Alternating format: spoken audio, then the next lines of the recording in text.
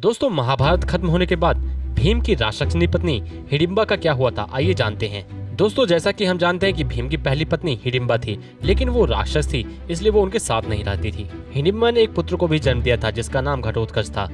राक्षस होने के बाद भी उसने अपने पुत्र को कई शास्त्र और विद्याएं दी थी। इनके पुत्र की मौत महाभारत युद्ध में हो गई थी, लेकिन उसके बाद भी इन्होंने उसका बिल्कुल भी अफसोस नहीं जताया। युद्ध समाप्त होने के बाद भगवान कृष्ण सभी विधवा महिलाओं से मिलने के लिए आए थे। उसके बाद वो हिडिंबा के पास भी गए थे।